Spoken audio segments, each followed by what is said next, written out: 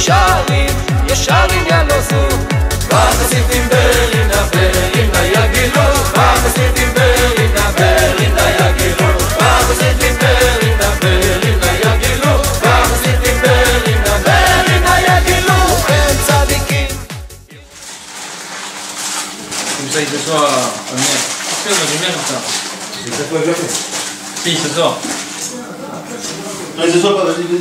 Je suis bien comme ça sur le fauteuil. Bon. Ce soir, Bezrat Hashem, on va aborder un sujet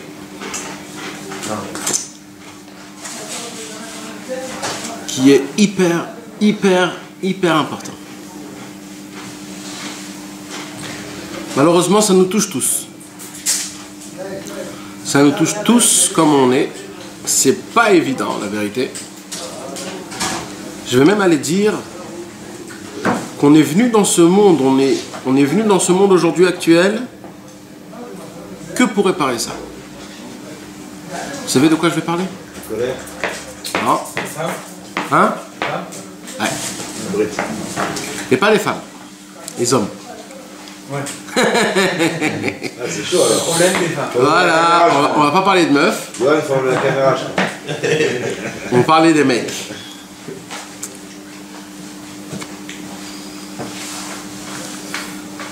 Et parce que Béhémet, on m'a fait la remarque, les gens qui regardent dans le site les vidéos, il y a beaucoup de gens qui ont commencé à poser des questions au fait de c'est quoi le Tikkun Aklali? C'est quoi? Comment ça se fait que en fait le Tikkun Aklali c'est quoi? C'est une réparation que Rabbi Nachman de Breslev nous a donnée pour celui que Chas Veshalom il tombe dans ce péché-là, le péché, les passions sexuelles. Et c'est quoi cette réparation? C'est une réparation en fait qui est très simple et très facile. C'est-à-dire juste de lire 10 psaumes de Teilim. C'est tout. Et un homme qui a le mérite de le dire en s'attachant à Rabbi Nachman de Breslev, en disant je m'attache à Rabbi Nachman de Breslev, et il dit les 10 psaumes de Teilim, Rabbi Nachman de Breslev, il promet devant 2 témoins que cet homme-là, il n'a plus rien à craindre jusqu'à maintenant. Après maintenant, c'est son problème. Non mais là, je sais pas, la fin c'est quoi? C'est que jusqu'à maintenant, ça veut dire ce qu'il a fait jusqu'à aujourd'hui. Demain, après-demain, c'est une autre histoire. Un tikkun. Un tikkun. La lecture d'un tikkun. C'est quoi la lecture d'un tikkun? Plus de pièces Rosh Hashanah? À Rosh Hashanah, celui qui peut le faire à Rosh Hashanah, pas Rosh Hashanah, celui qui peut le faire dans le Tziyun de Rabbi Nachman à Ouman, Avec la Zdaka? la Zaka, il n'y a pas plus haut que ça au monde. Pas Rosh Hashanah, tout le temps. Tout le temps, dans le Kever de Rabbi Nachman, il n'y a pas plus haut que ça au monde. Tu deviens un bébé. Comme un bébé qui naît de nouveau, tu deviens comme ça. Chaque Tikkun Aklali que tu fais à Ouman chez Rabbi Nachman, tu redeviens un bébé. Ton cahier est, comment on dit, zéro. Ton cahier est tout neuf. Mais, il dit Rabbi Nachman, mais ça fonctionne aussi quand on n'est pas chez moi, c'est moins, il y a moins de force. Mais, quand même, ce qui se passe, c'est qu'en fait, on remet le compteur à zéro. Le compteur, il est à zéro. C'est-à-dire dans le ciel, et c'est sûr que, très important de savoir, c'est en lisant le Tikkun Aklali, mais il faut que le Tikkun Aklali, il faut que la personne puisse essayer de prendre sur soi-même, de ne plus recommencer. Ça, c'est la condition. Ça veut dire qu'il faut qu'il soit persuadé, au moins pendant cette minute-là qu'il est en train de dire. Maintenant, si après il a recommencé, ça fait rien. Ça fait rien. Mais au moins en ce moment même, il faut qu'il soit persuadé. Non, mais ça fait pas rien. Si, ça fait rien. La faute, elle est là quand même. Oui, d'accord, mais moi je te parle de maintenant. Rabbi Nachman a promis une promesse. Cette promesse, c'est celui qui lira le Tikkun Aklali, il va le sauver de tous ses péchés. Quand un homme il est sincère avec soi-même et qu'il demande pardon à Hachem, et que vraiment il est sincère, qu'est-ce qu'il fait Rabbi Nachman? Il va prier pour toi dans le ciel pour te changer ton cahier, te prendre un nouveau cahier, ton cahier il est clair et net.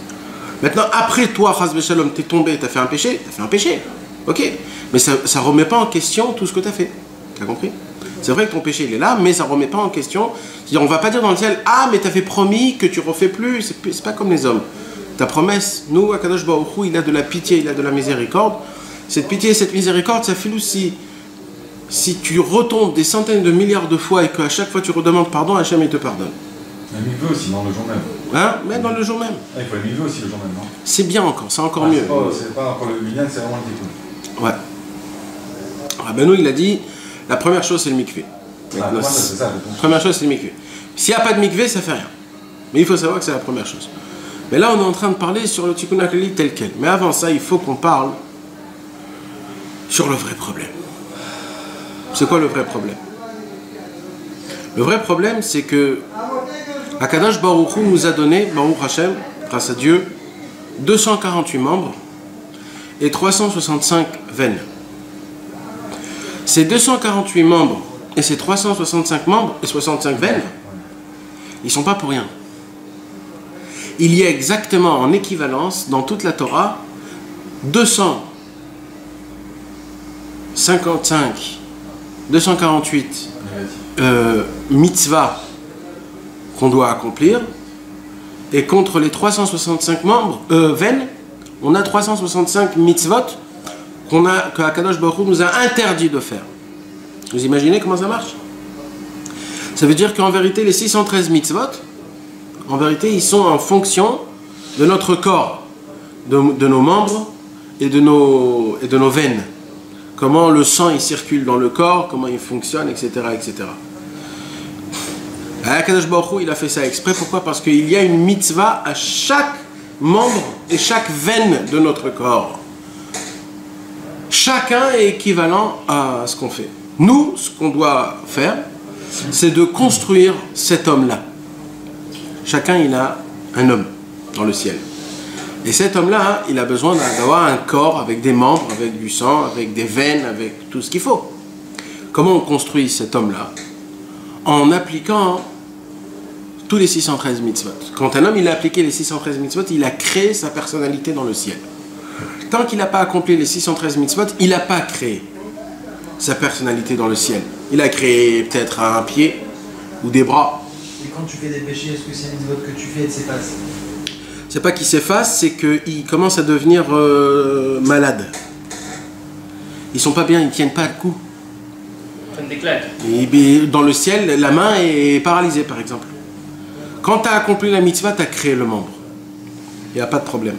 Mais quand tu fais un péché avec le membre que tu fais, à cause de ça, ce membre, il commence à recevoir des coups.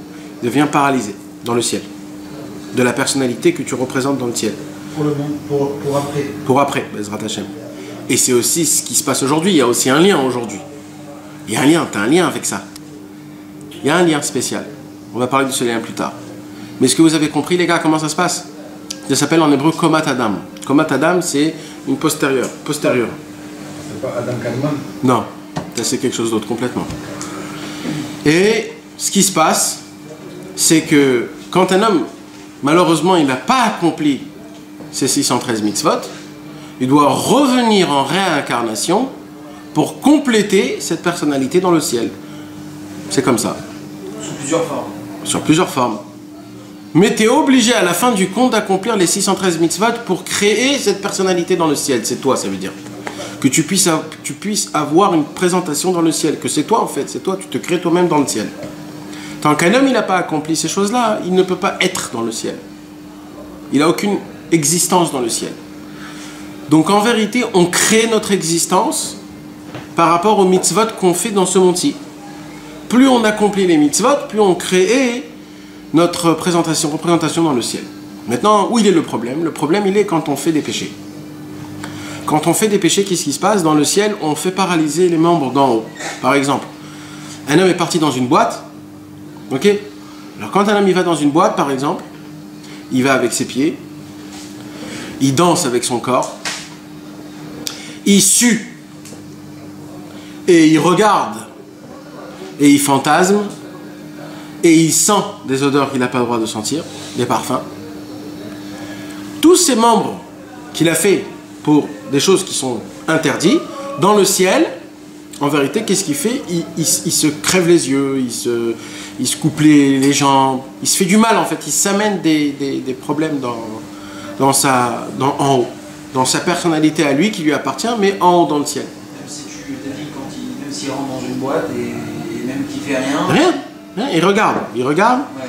il a senti, il a kiffé, il a fait son tmanik devant une meuf, parce qu'il se croyait mieux, etc. Tout ça c'est du genre, c'est du mensonge, c'est du pas bien. Et toutes ces choses-là, à cause de ça, ça nous casse dans le ciel. C'est pour ça que des fois, on essaye d'avancer dans la spiritualité, dans la Vodat Hashem, on essaye de faire quelque chose de bien. Par exemple, je veux essayer de mettre les tefilines, d'accord? Pourquoi il y a des fois des gens qui n'arrivent pas à mettre les tefilines? Il y a des gens qui n'arrivent pas à mettre les tefilines, c'est parce que dans le ciel, cette personne-là, elle a fauté avec sa main. Et comme elle a fauté avec sa main, elle a cassé la main en haut de son vrai lui, de sa neshama. Et donc dans le ciel, pour lui, c'est très dur de mettre les tefilines. Pourquoi? Parce qu'en haut, il n'a pas de main. Alors ça va être 2 fois plus dur pour lui de mettre les tefilines. Par contre, si cette personne, elle n'aurait rien fait avec ses mains, alors grâce à ça, dans le ciel, sa représentation, son deuxième moi, c'est-à-dire le vrai moi en fait, dans le ciel, comme il a ses mains, c'est plus facile en bas. Tu comprends maintenant le lien qu'il y a entre en haut et en bas? Tout ce que tu as en haut, c'est facile pour toi d'accomplir en bas. C'est comme ça que ça marche. Quand tu casses ton vrai toi dans le ciel, tu casses tout dans... Quand un homme, par exemple, c'est écrit comme ça, quand un homme il a mal quelque part dans un corps, mal au ventre, ou alors mal au dos, ou alors des fois il y a des maux de tête, ou des choses comme ça, etc. En vérité, en première chose, c'est pas pour rien toutes ces choses-là. En fait, c'est pourquoi tout ça? En vérité, c'est parce que dans le ciel, on veut te faire un petit déclic, on veut t'allumer la lumière rouge pour te dire, écoute frérot, t'as mal à ton ventre, c'est parce que peut-être t'as mangé comme un goinfre, ou alors t'as mangé sans bracha, ou alors parce que t'as mangé quelque chose de pas cachère, ou alors t'as mangé du lait, de la viande, t'as pas gardé 6 heures comme il faut, tu t'es dit bon c'est bon 3 heures, c'est bon, il y a des gens qui font 3 heures, ah, c'est bon, et ainsi de suite.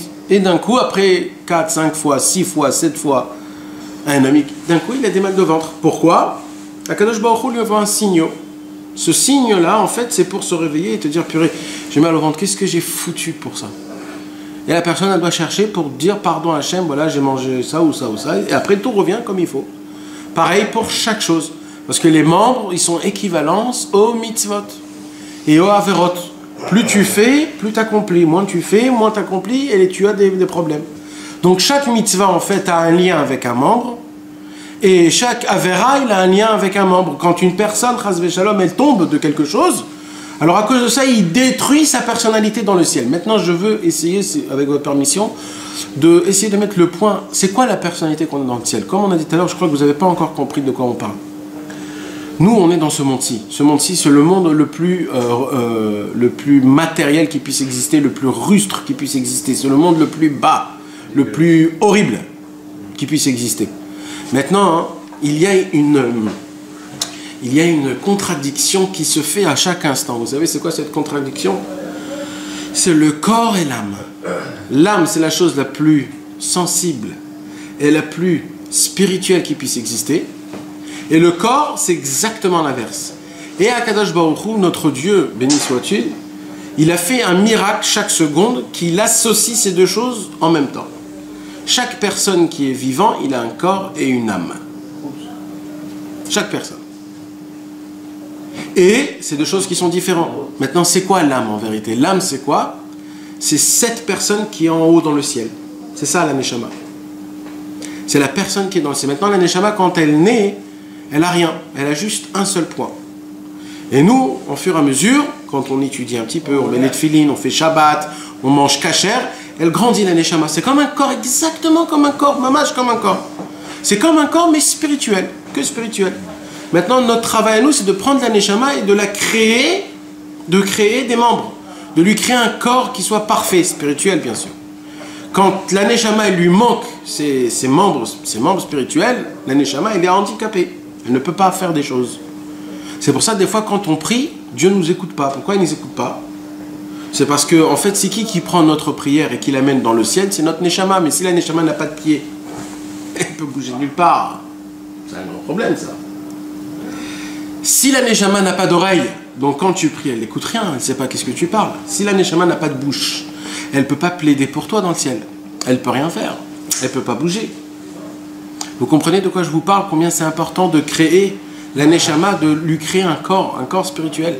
C'est pour ça qu'il y a écrit dans la Torah, c'est très bien le matin, avant que tu donnes à manger à ton corps, donne à manger à ta Neshama.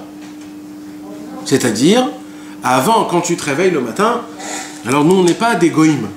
Les goïms, qu'est-ce qu'ils font? Dès qu'ils se réveillent, tout de suite ils s'assoient et ils bouffent. Non, nous d'abord on se lave les mains, on essaye de mettre les tefilines, de faire notre prière, chacun comme ce qu'il peut. Et après, on lui dit maintenant tu peux manger. Mais je peux te demander un petit truc? Donne d'abord manger à ta Neshama. Comment tu donnes à manger à ta Neshama? Tu étudies une petite étude, tu étudies une petite halakha, ou alors tu dis un petit passage de Torah. Avant de manger le matin? Ouais, c'est bien, c'est pas obligé, mais c'est pour que tu puisses prendre conscience que dans ta vie, il y a aussi une Neshama. Parce que si tu prends pas ça en conscience, tu vas jamais, tu t'en fous complètement de ce qui se passe avec ta Neshama. Et ça, c'est grave, c'est qu'il y a beaucoup de gens qui n'y pensent pas. Leur Neshama, c'est quelque chose de vivant. Si la Neshama, elle est malade, c'est normal que nous, on ne peut pas avancer dans la Vodat Hashem. C'est parce qu'elle est malade, elle est malade. Quand un homme n'étudie pas, c'est comme si qu'il lui donne pas à bouffer chaque matin. Vous imaginez un mec qui n'a pas étudié pendant un an, sa Neshama n'a pas bouffé pendant un an, à quoi il ressemble un mec qui n'a pas bouffé pendant un an? C'est de la folie, il meurt après 2 jours. Mais la Neshama, elle ne meurt pas. Alors à quoi elle ressemble? Elle souffre des misères comme on ne peut pas s'imaginer. Vaut mieux mourir presque. Et quand je vous dis étudier, c'est des petites choses. Hein. C'est pas maintenant de s'asseoir devant un cours pendant 1h30, etc. C'est des toutes petites choses. La Neshama, elle se contente de toutes petites choses. De faire une mitzvah, par exemple. Quand tu fais une mitzvah, alors aussi tu lui donnes un peu de quoi vivre. Elle ressent, elle s'habille, etc., etc. C'est comme ça que ça marche. C'est pour cela qu'en vérité, tant qu'on n'a pas dans le ciel notre représentation, c'est-à-dire notre Neshama qui est comme il faut, alors à cause de ça, on perd énormément. Et après, on se plaint, ouais, comment c'est dur, j'arrive pas, je pourrais jamais être religieux. On se dit des paroles comme ça. Pourquoi on se dit des paroles comme ça? Parce que c'est hyper normal, parce que ta Neshama, elle est complètement malade. Tu fais pas attention à ta Neshama. Ce qu'on te demande, c'est que ta Neshama puisse être comme il faut, qu'il lui manque pas les vitamines E, C, B, A, etc., etc. Nous, des fois, on va chez le docteur nous dit, il te manque des vitamines C, on commence à s'affoler, on va prendre des vitamines C, on va boire du jus d'orange, etc., etc.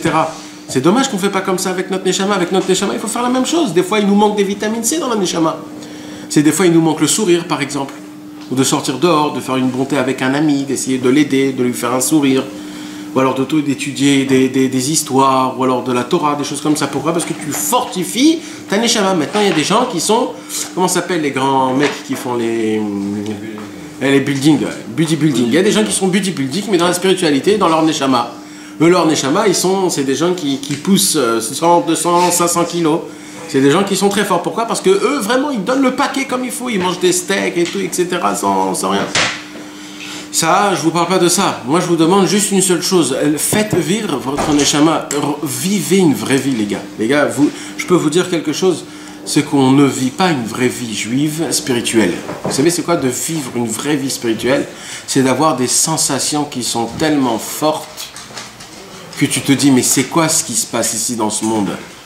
Mais en général, ces sensations, on les a quand on commence. Ouais. Ça, j'ai expliqué aussi pourquoi. Et après, c'est dur de les retrouver. Non, parce que quand tu commences, c'est Dieu qui te les donne gratos. Ouais, et après, il te les reprend. Exactement, c'est le crédit qu'on a. Exact. C'est pour te faire goûter, pour te dire, écoute frérot, jusqu'à où tu peux aller, regarde, tu vas goûter. Mais, après, quand on te les reprend, ça y est, tu commences à être malade. Ta Neshama, elle se met au lit, elle dit, oh, j'ai mal partout, dans tout mon corps, qu'est-ce qui m'arrive? Et tout ça à cause de quoi? On croit que c'est nous qu'on est tombé. T'es pas tombé, on t'a ramené là où tu étais. T'es pas tombé. On t'a ramené à ta place, voilà. T'habites, t'es un clochard. Maintenant, fais tout pour te remettre, pour te refaire. Tu dois te refaire complètement. Donc ça, c'est tous les péchés. Chaque péché, il a un membre. Et quand tu fais une faute, tu endommages ton membre spirituel, etc., etc., etc. Mais les gars, il y a un seul péché. Que quand Ras V'Shalom, on tombe dans ce péché-là, tu touches tout ton corps. Les sommes. Tout ton corps. Quand tu touches à ça, c'est tout le corps en entier qui s'explose. Dans la matérialité, vous pouvez me dire quelque chose que quand tu touches dessus, tout tombe? Ouais. Quoi? Non, je parle dans la matérialité. Bah oui. Dans la matérialité. Bah, dans le corps, par exemple. Si Ras V'Shalom, je touche. Hein? La bride. Le cœur, non. En dessous la brique. La tête, La- le cerveau. Le cerveau, Tu contrôles tout. Ouais. le cerveau, qu'est-ce qu'il a, le cerveau? Tu touches le cerveau d'un endroit spécial, tu peux paralyser tout le corps. D'accord? Le cerveau, c'est le seul endroit où c'est comment on peut dire, la de corps. C'est comme L'ordinateur. c'est l'ordinateur de tout le corps en entier. Ok? Donc si Chas Shalom, il se passe quelque chose au corps, à notre cerveau, tout le corps peut être chala. Le cœur. C'est terminé. Le cœur, pareil. Le cœur? Non, mais il y a des fois où le cœur, il s'arrête, le cerveau il continue à marcher. Ah oui. C'est quand le mec il est en coma. C'est pour ça qu'il y a des transfusions. Ah oui. Des changements. Non. Ah oui. Si, Le corps, il s'arrête. il s'arrête et le cerveau il continue. Non, si le corps s'arrête, il n'y a plus de vie. Ah ouais. Mais si, mais tu peux. Non. C'est pour ça qu'il y a des. Ils font des changements de. Non, si le corps, il s'arrête, il n'y a plus de vie. Ouais, dans le cas, ça, il y a Il n'y a plus de vie. Plus rien. Si le corps, il s'arrête. Mais plus tu de peux vie. revivre. Non. Ah bon? Si, si. Par contre, tu peux être dans un coma. Ça veut dire que tu peux. Ton cœur, il peut continuer à battre, mais ton cerveau, il est plus là. Ça. Ah, t'as raison, je me suis trompé, t'as raison. Ah, j'ai essayé, mais c'est le cœur, Non, et c'est la raison pour laquelle. C'est le cœur le plus important, je crois. Ouais, c'est le cœur le plus important. Non, mais le cerveau, il a raison, c'est vrai que tu touches un endroit. Oui. Et tout. Aussi. Ouais. Mais ça veut dire c'est le deuxième en partie, le cerveau, que si tu touches, c'est le corps, il est paralysé, mais c'est pas encore la fin. C'est ça qu'on veut dire. Ça veut dire c'est le shlav, ça veut dire c'est l'endroit là où ça y est, c'est ta dernière chance quoi. C'est pour cela que c'est quoi qui est en équivalence du cerveau dans la spiritualité, les gars? C'est Ah oui, c'est de là que ça vient de. c'est notre goutte. C'est bien que la goutte. Quand un homme il veut amener un enfant et qu'il est avec sa femme, alors Akadosh Baruch Hu, par sa grandeur et sa force, nous a créé un corps qui est tellement exceptionnel qu'il a arrangé comment les choses puissent. C'est que le cerveau, la majorité du cerveau en fait c'est du liquide. Et le cerveau, il a besoin de rentrer, comme on dit, dans le fantasme. Sans fantasme, tu peux rien faire. Alors, il faut que dans ta tête, tu commences à rentrer dans l'environnement de ce qui va se passer. Et grâce à ça, le cerveau, il va faire sortir un liquide spécial. Que ce liquide, en fait, c'est quoi? C'est le cerveau, en fait, a demandé à tous les membres, chacun, donnez-moi votre concentré. Et dans le corps, tu ressens des palpitations, soi-disant. Et d'un coup, le cerveau, il ramène le concentré de tous les membres et de tous les veines et de tout ce que tu as dans ton corps. Et pas qu'une seule, des millions. Puisque dans une goutte, il y a des millions je sais pas comment on dit, mais vous comprenez. Donc c'est pas qu'un seul, ce sont des millions. Et le cerveau, qu'est-ce qu'il fait? Dès qu'il attrape ça, il fait faire descendre par la colonne vertébrale. Ça descend dans les 18... les 18... Os. Mais elle part d'ici, non? Non, du cerveau, ça sort du cerveau, du date, ça sort du derrière. Ouais. Quoi, 18 branches? Ah, c'est quoi, c'est l'os dur là? Non. Non, ça non. C'est dedans le cerveau. Il y a, le cerveau, il est Chokhmah bin Hadat. Ça veut dire les deux côtés, droite-gauche. Droite, c'est l'intelligence. Le gauche, c'est les sentiments. Et le dat, c'est la garine, c'est-à-dire le noyau qui recouvre ces deux. C'est toutes les choses après qu'ils ont été faits. C'est-à-dire que tu te rappelles tout le temps ces points 1, 2, 3, 4, 5, 6, 7, 8, ton nom, le nom de ton père. Quand je dis un nom, tu vois la photo. C'est des choses qui sont faites déjà. Ce pas des choses que tu vas inventer. Donc, d'où ça vient? Ça vient de dedans. C'est-à-dire c'est des choses qui cachent, c'est le noyau du cerveau. Il vient, il prend, et il fait faire descendre tout de suite dans la colonne vertébrale. Quand ça va dans la colonne vertébrale, chaque fois qu'il descend dans la colonne vertébrale, il prend encore de la force, et encore de la force, et encore de la force, et encore de la force, etc. Jusqu'à qu'il rentre où? Dans les reins. Dans les reins, il commence un petit peu à se... Comment on va dire? À se renforcer et à se cuire. On le cuit. Les reins, ça cuit. Et après, il descend là où ça doit être. Et c'est comme ça que un homme, il a des enfants. Maintenant, quand un homme, il fait fonctionner tout ce délire-là, que le cerveau appelle et qui demande à tous les membres, le cerveau, c'est comme le roi. Le roi, il a un pays. C'est quoi son pays? C'est son corps. Et il dit, les gars, on a besoin, maintenant, il se passe quelque chose. On a besoin, chacun donner ce que vous avez besoin de donner. Et eux, au lieu de donner un, ils en donnent des millions. Ils ne donnent pas un, ils donnent des millions. On donne tout ce que tu veux, frérot. On t'apporte tout ce que tu veux. Et le roi, qu'est-ce qu'il va faire? Il va tout prendre et il va essayer d'arranger, d'embellir et d'agrandir, etc. Et d'un coup, qu'est-ce qui se passe? Ça sort pour rien. Il ne s'est rien passé. Et le mec, il a fait sortir une goutte en vin pour son kiff. Parce qu'il avait envie. Quand il a endommagé ça, quand il a fait faire ça, en vérité, il a fait un trou dans tous les membres. Il a fait une explosion dans tous les membres. C'est pour cela que tous les tzadikim, depuis tout début, ils ont dit que quand un homme il tombe dans ça, il n'y a aucune réparation à ça. Il n'y a aucune réparation à ça. Pourquoi? Parce que si par exemple quelqu'un il a mangé quelque chose sans bracha ou quelque chose de pas caché, alors quand il a fait rentrer ça dans son ventre, alors il y a une réparation pour son ventre. C'est quoi? C'est d'essayer par exemple de manger moins, ou alors de manger comme il faut, avec de la cache-roue, doucement, pas comme un goinfre, de se contenir comme il faut, pas de se conduire comme un animal. Il y a des solutions, mais quand tu endommages tout le corps en même temps, tu peux pas tout arranger en une, tu peux pas. C'est quand par exemple, vous savez, quand des fois il y a des malades, ok, il y a des malades, ils sont malades, ils ont par exemple quelque chose de grave. Alors les docteurs, ils ont une force de maintenir le corps pour que le corps ne lâche pas. Mais au moment où le corps en entier il lâche, le docteur il peut plus rien faire, c'est le corps qui a lâché. Je peux plus rien faire. Là les gars, on lâche le corps. Le corps, il dit arrête, c'est fini. C'est pour cela que le pgam, c'est-à-dire l'endommagement, est le plus grand endommagement qu'il y a. Ça commence d'abord par le cerveau. Parce que tout commence par là. C'est le cerveau qu'on endommage le cerveau. C'est pour ça qu'il y a écrit qu'un homme, s'il n'a pas des mauvaises pensées, il ne peut pas tomber. Il ne peut pas. C'est quoi le problème? Le problème, c'est qu'il a des mauvaises pensées. Et qu'il les renforce, ces mauvaises pensées. Il les renforce, il les renforce, il les renforce. Et ça commence par quoi? Par ses yeux. D'abord, il voit. Il fait rentrer quelque chose dans ses yeux, il fait rentrer des photos dans sa tête, et il les embellit, il les embellit, il les embellit. Et un homme comme ça, peut-être qu'il va se dire, ouais, c'est juste pour comme ça, pour penser, mais je vais rien faire. Et qu'est-ce qui se passe? Au moment où tu penses, c'est terminé, c'est foutu. Quand tu as des mauvaises pensées, c'est terminé.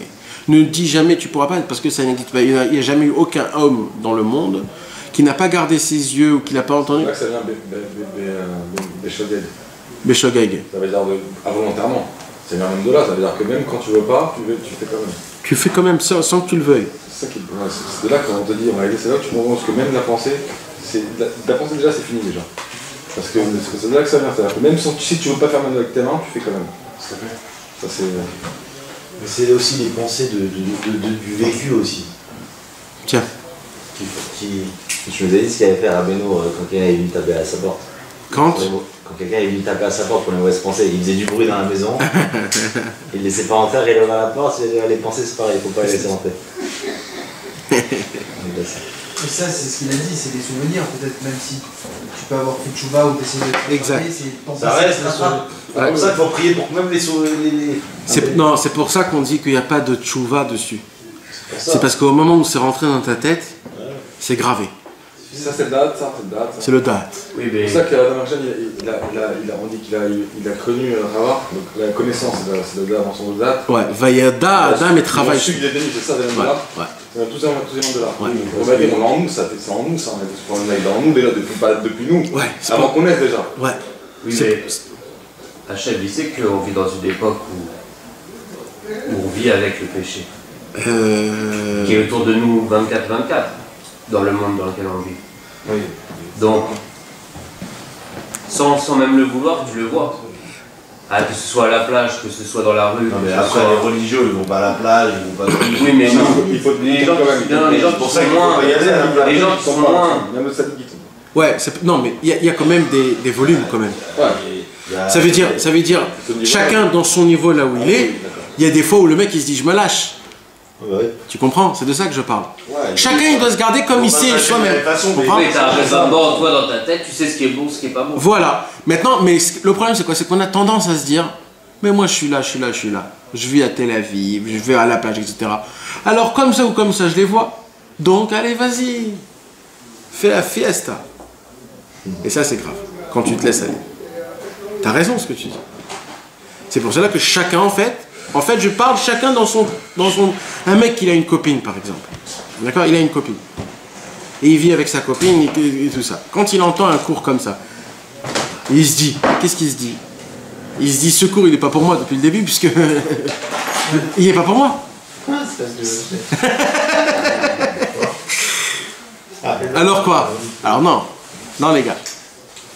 C'est quoi le Inyan? Le Inyan, et c'est important ce que je vais vous dire, c'est que chacun de nous tous, et Bémet, je vais être franc avec vous, hein, parce que c'est très important, s'il vous plaît, je vous demande, vraiment, par pitié et miséricorde, si vous avez un petit peu pour moi, ne me laissez pas parler dans le vide pour rien.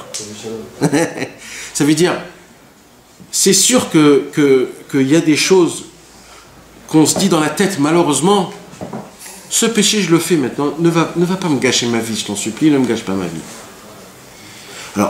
Alors tout ce que moi je vais vous dire ce soir, c'est équivalent à tout le monde pour tous les cas.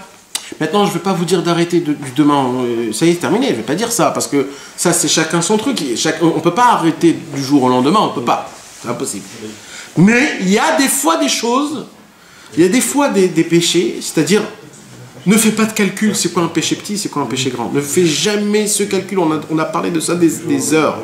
Ne faites pas ce calcul, ouais, comme si je fais ça, alors je vais faire ça. Ne faites jamais ça. Vous ne savez pas qu'est-ce qui est grand, qu'est-ce qui est petit, vous ne savez pas.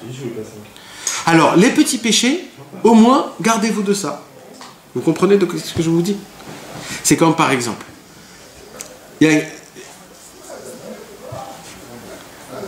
bon, on va continuer. Mais vous avez compris ce que je vous ai dit. Donc ça veut dire, maintenant ne croyez pas que ce n'est pas les gens mariés. Hein. C'est surtout aussi avec les gens mariés. Ne croyez pas que les gens qui sont mariés, ils n'ont pas ce problème-là. Même dans le mariage, même avec leur femme, il y a aussi des choses où, Chazvé Shalom, il se passe qu'un homme, il peut perdre pour rien des gouttes.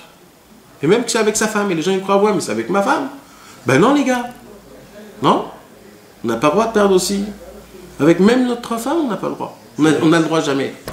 Juste pour faire des enfants? Non. Que pour faire des enfants? Non. Non. Tu peux faire que à l'intérieur. Je plaisir à ta femme, mais à l'intérieur, pas à l'extérieur. C'est ça. Oui, c'est normal. Non, c'est pas normal. C'est pas normal. Oui, t'as raison. Tu comprends? Il y a des gens que pour eux, c'est un choc. Quoi? Eh ouais. C'est ça le problème. Mais maintenant, ce qu'il se passe, il y a des exemples des fois, il y a ce qu'on appelle, comme ce qu'on a dit tout à l'heure, le fait est que les tzadikim, ils sont venus dans le monde et qu'ils ont dit que quand un homme il tombe dans ça, il n'a pas de réparation. Tu ne peux pas réparer. Pourquoi? Parce que cette goutte-là, normalement, devait être un bébé. Et qu'est-ce qui s'est passé avec cette goutte-là? Tu l'as jetée en vain.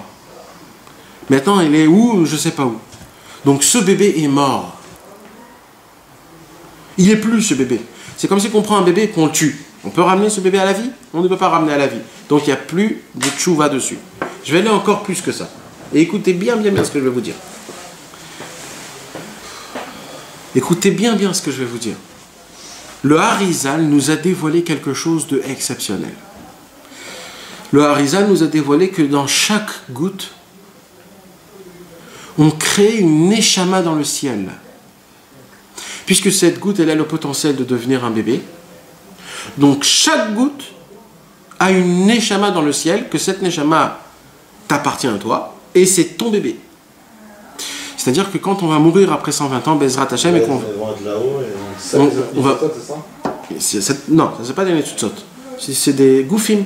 Neshamot, c'est des neshamot. C'est des neshamot. Qui sont pas complètes. Non, c'est des gens qui n'ont pas de corps. C'est des neshamot qui n'ont pas de corps. Maintenant, ces neshamot-là, vous savez c'est quoi ces neshamot-là? S'ils ont été faits bekashrut, c'est-à-dire avec une femme, qu'elle n'était pas nida et que tout était fait comme il faut, Ces neshamot-là, on crée plein de neshamot comme ça. Ces neshamot, ils vont où? C'est des gens qui se sont convertis, qui reçoivent cette neshama-là. Qui se sont convertis? Ouais. Quoi? Quelqu'un qui est converti, il n'avait pas de neshama avant. Ouais. Quand il se convertit, il a une nouvelle neshama. Mais le pauvre, même avec la conversion, il a une neshama comme ça, un peu bancale. Non, il est très bien cette neshama. Ah oui, non. Je parle quand un homme il était avec sa femme des cacheroutes comme il faut, etc. Bien. Ces neshamot-là, et c'est ça qu'il a dit à Avram Avinu. Il a écrit que Avram, nous on apprend ça d'Avram Avinu. Le pauvre Avram Avinu n'avait pas d'enfant pendant des années. Il n'avait pas d'enfant. Et qu'est-ce qu'il a écrit? Il a écrit que dans Rashi qu'il a fait plein de guérim, plein de convertis. Et le Rashi, qu'est-ce qu'il dit dessus? Il dit que comment il les a fait, c'est ça. C'est avec toutes les fois qu'il est allé avec sa femme, il crée des neshamot et c'était ça qui ramenait les gens à la conversion. Et là, le sens contraire, vraiment les Attends. Les autres. Tu comprends donc de quoi on parle? Ou alors un Baal Tchouva. Il y a des fois des Baal Tchouva, des gens qui étaient juifs, mais malheureusement, ils ont sali leur neshama qu'on ne peut pas comprendre. Eux, ils ont besoin d'une nouvelle neshama parce qu'ils peuvent pas commencer depuis le départ. Ils sont tellement nazes. Alors eux, ils reçoivent une neshama aussi de ça. Quand ils font tchouva. C'est des neshamot qui sont très importantes. C'est des neshamot qui sont bien. Ça, c'est dans le bien. Mais vous savez ce qui se passe dans le mal? C'est bon. Dans le mal, les gars.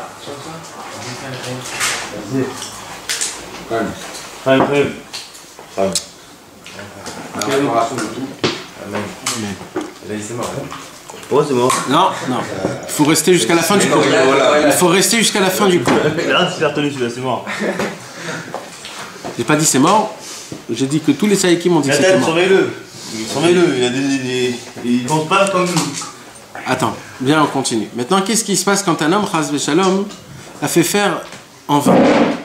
Il a fait que ça a été tout seul, ou que ça a été avec une femme, ou que ça a été je ne sais pas comment, ou de quel truc, etc. etc. Mais ça n'a pas été là où ça doit être comme il faut. Eh ben, on crée une neshama qui ne peut jamais s'habiller encore. Donc, ce sont comme des enfants handicapés. Ils ne peuvent jamais redescendre en bas. Donc, ils n'ont pas de tikkun. Et ils sont ni en haut, ni en bas. Ils sont ni en haut, ni en bas. Parce que même après une personne handicapée, on ne reçoit pas une neshama comme ça, ça n'a rien à voir. Non, ça n'a rien à voir. Okay. Mais c'est un enfant à toi. Maintenant, cet enfant-là, il est vraiment à toi. C'est-à-dire, après 120 ans, il t'appelle papa en haut. En haut, il t'appelle papa. Et ils grandissent avec le temps. Mais alors, quand tu fais l'amour sur des milliers de fois, une fois l'amour. Non, c'est un. Chaque goutte, c'est un. Chaque goutte, c'est un. Une fois l'amour, c'est Ouais. Chaque goutte, c'est un. C'est vrai qu'il y a des milliers de possibilités mais chaque goutte, c'est une. C'est comme ça. Comme quand un homme il va avec une femme, il n'a pas des milliers d'enfants. Il a un seul enfant. Parce que dans tout ce qu'il y a dedans, il y a un enfant qui sort. Donc, oui, mais dans la généralité de tout, c'est un. Et des fois, il n'y a pas. Des fois, il n'y a pas. Mais dans la spiritualité, il y a tout le temps. C'est comme ça. Maintenant, il faut écouter jusqu'à la fin, hein, les gars. Là c'est juste pour vous expliquer comment ça marche. Non, on ne fait pas des cours avec Razra. C'est pour donner le... Non, mais il faut savoir quand même combien c'est grave. Parce que les gens, ils comprennent pas jusqu'à où ça peut y aller. C'est ça le problème. Ah, bien venir, tu veux pas boire quelque chose, manger quelque chose, tu donnes à ton ami. Ah. C'est l'histoire de Machou. C'est l'histoire de Machou, quoi là, ça te masquer, ça te le mettre. Maïm.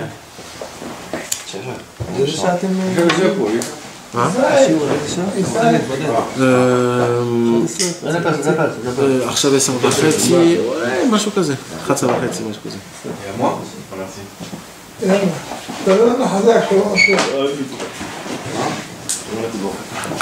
בקיצור, אתם הולכים לתקן את תל אביב עכשיו.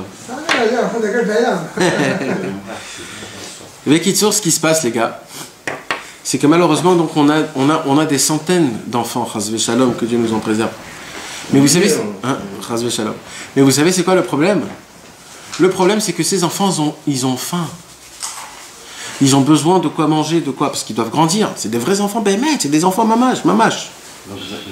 C'est pas, ne croyez pas que c'est comme ça, Stam, ce que je vous parle, c'est du vrai sur vrai, c'est vraiment. Et vous savez, c'est quoi leur manger? Leur redonner plus. Exact. Parce que tu t'alimentes le... Exact. Tu l'avais déjà dit ça, après. On l'a entendu. De faire un autre péché le même. Bah oui. Pas compris. Un enfant qui a été né comme ça, Chazve Shalom, d'une goutte. Il a faim après 2-3 jours. Et de quoi il a faim? Tu refasses encore une fois la même chose. C'est pour ça que c'est dur. Plus tu fais, plus il te demande. Amen. Donc un homme qui a Chazve Shalom 1000 enfants. Il a 10 000. T'imagines combien le mec il a faim d'un coup? Et il se dit purée, je suis obligé, là j'en peux plus. Et pourquoi? C'est parce qu'il a des centaines de milliers d'enfants qui lui réclament. Fais le péché, encore une, on a faim, on a soif. Mais Rabbeinu, il a dit le désespoir n'existe pas. Attends. D'abord, ne te mets pas directement dans ça. C'est ça, il faut comprendre la gravité. D'abord, voilà, si tu comprends pas la gravité, tu comprends pas c'est quoi. Parce que Bémet, c'est dommage que. Parce qu'on est complètement à côté de la plaque et on peut pas, frérot. Tu sais, je vais te dire un truc. Rabbi Nachman a eu cette force, le seul au monde, dans tout le judaïsme, puis la création du monde, c'est le seul mec au monde qui a dit cette parole-là. Et il a dit parce qu'il avait les épaules pour le dire. Mais tu sais un jour, qu'est-ce qu'il a dit, Rabbi Nachman, à un de ses élèves? Il a dit, à cause de toi, à cause de tes péchés, je crache du sang. Et j'ai tellement craché de sang qu'il y a des ruisseaux et des ruisseaux du sang que j'ai craché à cause de tes péchés. À une seule personne. Maintenant, Rabbi Nachman, il ne l'a pas dit à cause de toi et tout ça. Il a dit juste, sache-le. Sache-le. Je vais te réparer, t'inquiète, frérot, t'inquiète. Je vais te réparer. Mais non, moi, je crache du sang pour toi. C'est moi qui crache du sang pour toi. Juste, sache-le. Tu comprends? Ça veut dire, ne crois pas que j'ai la main qui fait tout comme normal, etc. Moi, en haut, je crève. Alors, ne veut pas dire, ouais, moi, on fait la fête, il y a Rabbeinu en haut. C'est pas ça. Non, mais on a tendance à se dire ça, malheureusement. Non, c'est pas... Tu comprends ce que je te dis? Il y a des personnes qui croient en ça. Ben, c'est pas bien, ben, il faut qu'ils sachent. Ouais, c'est pas bien. Mais non, mais de toute façon, je parle de la qualité des temps. Voilà, c'est pas bien. Et c'est pour ça que les Breslev, parfois, ils sont pas bien vus à cause de ça, parce que les gens, ils disent qu'ils prennent pas le péché au tabac. Non, ça, je crois pas, ça. Ça, c'est les gens qui connaissent rien de rien, ils se disent ça. C'est des gens qui connaissent rien. Rien de rien. La vérité. De quoi tu parles? C'est des gens qui connaissent rien. Mais ils le disent. De quoi tu parles là? Qui disent, ah, ils veulent toujours être joyeux, mais quand tu fais des péchés, il faut être joyeux, ça veut dire qu'ils ne prennent pas le péché comme. Non, mais le fait d'être joyeux, c'est que. Tu vois, le pire dans tout ça, c'est ce qu'on va y venir, c'est que de désespérer de ça, aujourd'hui, grâce à Dieu, on a le réparation de ça. Et le fait de trouver la tristesse, c'est pire que tout parce que tu ne peux même pas te faire habituer pour pouvoir préparer. Ouais. كان يفيد بدون يعني حصلت بتاعت زي C'est pour ça, mais bon, c'est vrai que c'est quelque chose de très puissant qu'il a bien. tu vas encore monter là-dedans, mais tu vas faire la même chose. فاهم حضرتك بتاعتي هتشوف كمان جدول ما تطلع حضرتك بتاعتي. Quoi? Parce qu'on a calé, ça répare aussi toutes les midotes. Ouais. Comment ça, c'est pas on croit que ça agit sur la question. Alors on sait que c'est le principal, c'est le principe. En vrai, ça agit de là de trop tabac. Avec toute la tête que tu m'as donnée, je vais mettre une cigarette. Quand Rabbeinu était un enfant, Oui, il faut mettre un quart. alors Rabbeinu il a commencé à se travailler sur soi-même. Et il a commencé à se travailler sur soi-même. Et jusqu'à qu'il arrivait au Brit. Et quand il arrivait à se travailler au Brit, le Yetzirah il est venu en personne à Rabbeinu. Et il lui a dit, frérot, je te donne tout. Ça tu me le laisses. Rien que ça tu me laisses à moi. Je te donne, je vais te donner les forces pour briser la bouffe, pour briser l'argent, pour briser les honneurs, pour briser les grandeurs, pour tout briser. Tu seras un homme parfait. Mais ça, le Brit, tu me le laisses à moi. Rabbeinu, il lui a dit, prends tout, laisse-moi que ça. Il a dit oui. Tu t'imagines? Quand tu répares ça, tu as tout réparé. Et dans le premier mot de la Torah, Bereshit. C'est quoi Bereshit? C'est Bet Resh, et les deux dernières Yud Tav, la brite. Et au milieu, Aleph Shin, Esh, le feu.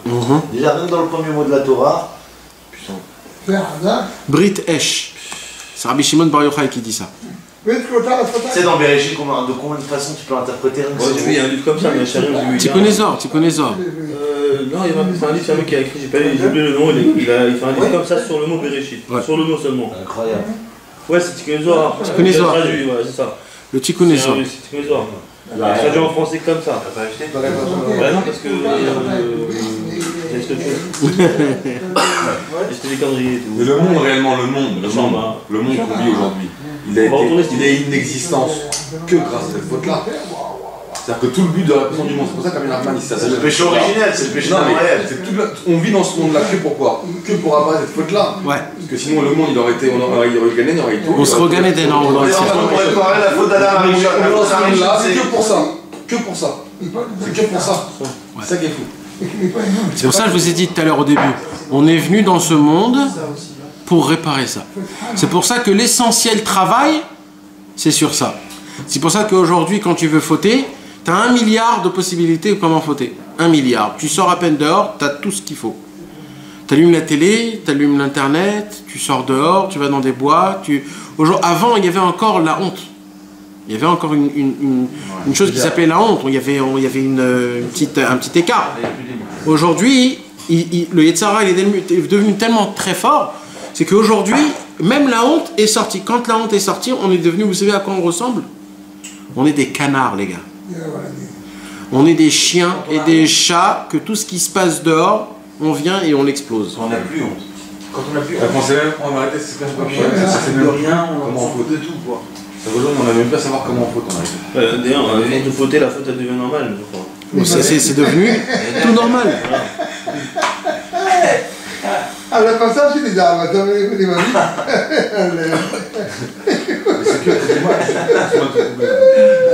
C'est que la pensée qui a fait ça, ou c'est la parole? Ça commence. Ça commence par les yeux. Ah, ça commence par ça. Ça Tout vient par les yeux. Et après, c'est les yeux, beaucoup de choses. Non, c'est très simple comment ça marche. Je vais t'expliquer comment ça marche. En quoi l'odeur? Un parfum d'une femme. Si tu fermes les yeux, c'est pas toi qui l'as parfumé, c'est pareil. Ouais, non, mais tu prends un plaisir et un désir de son parfum. C'est pas de ta faute. Non, mais c'est-à-dire, tu peux. Alors comment tu bouges le thé? Non, mais tu vas pas proche. je vais t'expliquer quelque chose. T'es pas censé savoir qu'elle n'existe pas. Je vais t'expliquer. C'est pour ça que tu fais pas la bise. Par exemple. Je vais t'expliquer comment ça marche. C'est comme les yeux. Il y a regarder, je sais pas comment dire en français. Regardez. En hébreu, il y a, voilà. En hébreu, il y a l'irot et il y a les istakel. Il y a tu regardes. Et admirer. Tu regardes. Tu peux voir même une femme stam qui n'est pas bien habillée, etc. Tu la regardes juste parce que tu lui as demandé quelle heure il est. Et quand tu la regardes, tu la déshabilles avec tes yeux. Oui, ça... Tu comprends? Il y a pareil avec tout. Il y a quand quelqu'un il vient, il sent son odeur. Ok, bon c'est bon, il n'a pas fait de ça une histoire. Mais il y a un mec que quand il sent son odeur, il rentre en triple, le mec. Et tu sais ce qui peut se passer? Un jour, tu peux passer dans un endroit spécial et ressentir cette odeur. Tout de suite, ça va te rappeler cette meuf. Et si l'odeur, elle te dit juste ça sent bon? Alors ça, c'est pas très grave. Non mais admettons, t'as été avec une fille, elle avait ce parfum là. Tu croises une autre fille qui a le même parfum, tu vas te rappeler ce qui s'est passé avec l'autre fille. Maintenant, tu sais que... Juste te rappeler le... Non, alors, c'est ça ce que je veux t'expliquer. C'est que dans le cerveau... T'es mal placé si tu penses, c'est juste l'odeur que tu... Mais non, mais tu vas te repasser tout ce que t'as fait avec elle par exemple. Donc là, t'es avec deux meufs. Tu vas dire ah elle, et après tu vas dire le film que t'as fait avec elle. Et je vais vous dire encore quelque chose, les amis. Comment tu t'appelles? Stéphane. Je vais t'expliquer quelque chose. On a dit que le péché, la goutte, elle commence à sortir du cerveau. Pourquoi, dans ce péché-là, d'avoir des mauvaises pensées, c'est déjà un péché, puisque j'ai rien fait. Je peux me dire, si j'ai rien fait. Je me laisse triper dans mon cerveau. Où est le problème dans ça? Il n'y a pas de problème. Tu sais, c'est quoi le problème? c'est que pour que le cerveau puisse dégager ce qu'il doit dégager en gouttes, ça commence d'abord par le cerveau, par des pensées pour se triper. Donc quand le mec, juste il pense à ça, le cerveau fonctionne comme si que maintenant il va commencer. Donc tout de suite, ça c'est déjà... Ça fait sortir le problème. Excuse-moi, j'ai pas compris. Regarde, je répète. Incroyable. Toi, non, parce qu'il n'était pas là quand on a expliqué ça. La goutte, elle se forme à la première pensée. La goutte, comment elle commence, la goutte? C'est pas, on l'a pas en bas, la goutte. La goutte, elle est dans le cerveau. Donc, comment elle commence? C'est quand un homme, il commence à rentrer dans l'environnement de quelqu'un, qui s'assoit à côté d'elle, etc. Et qui commence. Donc, le cerveau, il commence à se mettre en matzav milchama. Ça veut dire le mec, il se met... voilà, c'est maintenant que ça commence. Et le cerveau, il commence à appeler, il demande à tout le corps, amenez-moi le concentré de tous les membres. Et tous les membres emmènent ce concentré au cerveau. Le cerveau le prend, le manigance, le fait faire descendre par la colonne vertébrale, ça va dans les reins, et dans les reins, ça va là-bas. Ah oui, j'ai des frissons, c'est bon, Bien sûr. Donc, le problème commence où? Au moment où tu as une mauvaise pensée, le cerveau, il croit qu'il va se passer quelque chose. Il sait pas que toi, tu veux juste te fantasmer. Ouais. Le cerveau, lui, comprend que ça doit se passer. Donc, il suffit d'une mauvaise pensée que, bam, ça fait déjà le problème. Voilà. Et tu sais qu'est-ce qu'il y a écrit? Stéphane, je vais te dire un grand chidouche, il y a des gens qui ne savent pas ça. Il y avait des grands tzadikim comme le Or HaChaim HaKadosh. Vous avez entendu parler du Or HaChaim HaKadosh? Le Or HaChaim HaKadosh, c'était un grand tzadik il y a 200 ans. C'était le Mashiach Ben Yosef. C'était le Mashiach Ben Yosef. Non, c'était lui, Memash. Le Mamash. Il avait ce potentiel. Laquelle? C'était Mashiach Ben Yosef, c'était la nefesh de David. Il s'appelle Od Yosef Rai, c'est pas qu'on dit Od Yosef Rai? Non, c'est pas lui. C'est Or HaChaim ou Non. Et le Baal Shem Tov, c'était Mashiach Ben David. Il fallait que le Baal Shem Tov rencontre le Or HaChaim HaKadosh pour amener le Mashiach. Qu'est-ce qu'il a fait le Baal Shem Tov? Il habitait en Ukraine, le Or HaChaim HaKadosh, il habitait en Israël. Il a pris le bateau. Ouais. Et quand il a pris le bateau... Il a voulu sauter. C'est ça décrit avec sa vie. Ouais. Ah là, c'est ouf. Et il a pris le bateau. Quand il a pris le bateau, le Yetzer Hara, il a dit, là c'est foutu pour moi.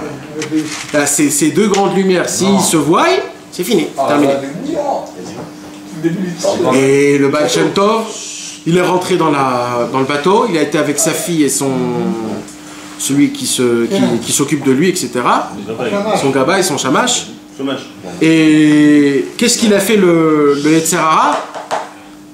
Il a appelé l'ange de la mer et il lui a dit, je t'ordonne de foutre le balagan dans la mer. Fais la tempête la plus grande qui puisse exister au monde.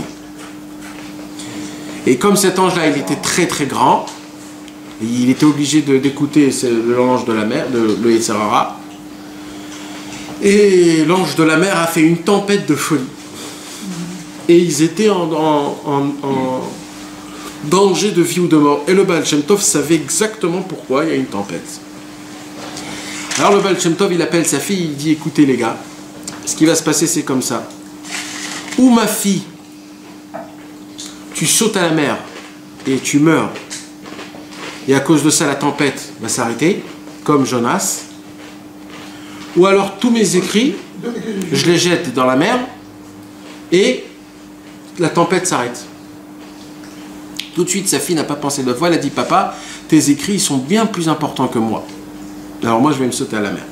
Sa fille, elle commence à enjamber le bateau et d'un coup, sa fille, elle a une vision. Qu'est-ce qu'elle voit? Elle voit son petit-fils. Et elle voit qu'elle va avoir un petit-fils, que ce petit-fils-là, il va écrire des choses bien plus hautes que le Baal Shem Tov. Alors tout de suite, elle a enjambé Elle a dit, papa, tu sais qui je suis. J'ai pas des visions comme un imbécile. Ce que je vois, c'est vrai. Et bien, j'ai vu que mon petit-fils, il va écrire des écrits qui sont bien plus élevés que les tiens. Donc moi, je crois que jette tes écrits et tout va bien se passer. Et c'est ce qu'il a fait le Baal Shem Tov.